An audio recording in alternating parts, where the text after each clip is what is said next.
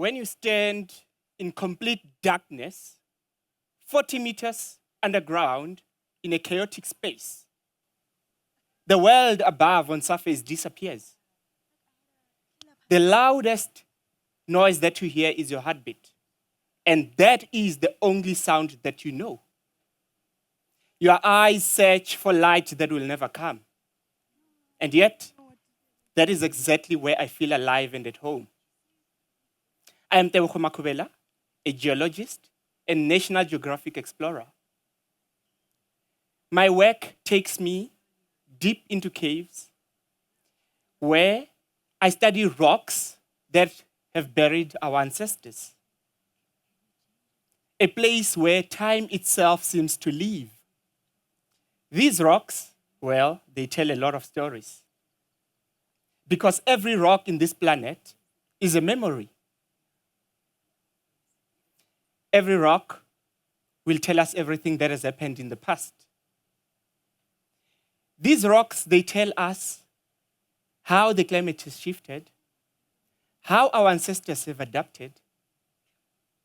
Therefore, we are able to learn how our ancestors have migrated, innovated, and survived. Because these rocks are a record of the Earth's moods. They tell us when the rivers flowed, when they vanished, when the rains came, and when the rains disappeared. Here in the cradle of humankind, these rocks do more than whisper about climate and the history of humankind. They let us understand how this climate has shaped our being for us to be here today. These rocks reveal to us how our ancestors listened to nature. They never opposed it. They worked with it. And these lessons are in these rocks. These rocks remind us that every living creature that has ever walked on this planet or just lived on this planet has shaped this planet in some way. And each and every one of those ways has contributed to who we are and what we have. These rocks remind us that we are not the owners of the resources. We are their inheritors. And we should never think of justice only in human terms. We should remember that justice is not just equal opportunity, dignity, but we should also think of justice in terms of time. The fact that it should stretch in time across generations, across species, across the entire history of life itself. These rocks that I study tell us and show us that this earth is very dynamic, has seen far too many changes such as sudden floods that suddenly changed the entire landscape. And yet, life persisted to the point that it adapted and continued. But some life became extinct, and there are reasons for that. Because that life at some point stopped working with the earth and absorbing the lessons that the earth has stored in the rocks. A few years ago, I descended back into darkness, deep underground into the Rising Star Cave, specifically into the Dinaledi chamber.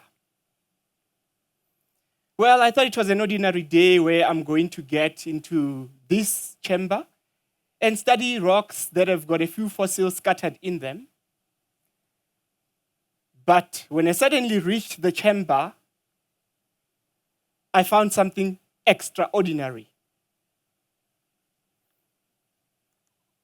a skeleton of an individual right on the floor in soft sediment. I remember thinking, wow, this individual has survived earthquakes, erosion, droughts, any earth process you can name, because this individual has been sitting there for over 200,000 years, protected by the earth's processes. We now know that individual to be Homo naledi, an extinct species of non-human, but related to us. This species lived here in the cradle of humankind and survived a far more dry and far more hotter climate than we could experience. For a period of 5,000 human family generations, in numbers that is 100,000 years, this species survived a very extreme climate right on these surfaces. A severe climate that our species, Homo sapiens, would not survive for a century. Perhaps even a single human family generation. And yet, this species survived that long. So whenever I'm holding a piece of carbonate rock deep inside a cave, I realize that I'm holding evidence of resilience. The fact that the earth has recorded everything we need to know for our own survival and adaptation.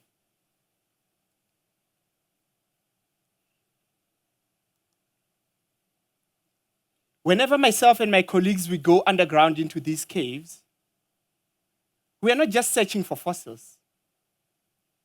We are looking for guidance for how we, Homo sapiens, can survive going into the future in this new world that we are living here on of global climate changes and climate warming. Because the earth has already written the story of survival. We are not separate from that story. We just need the courage to learn that story, understand that story, and always remember to be a part of it. So that we can learn to be sustainable, just like the earth that has been sustainable for a period of 4.5 billion years. Thank you.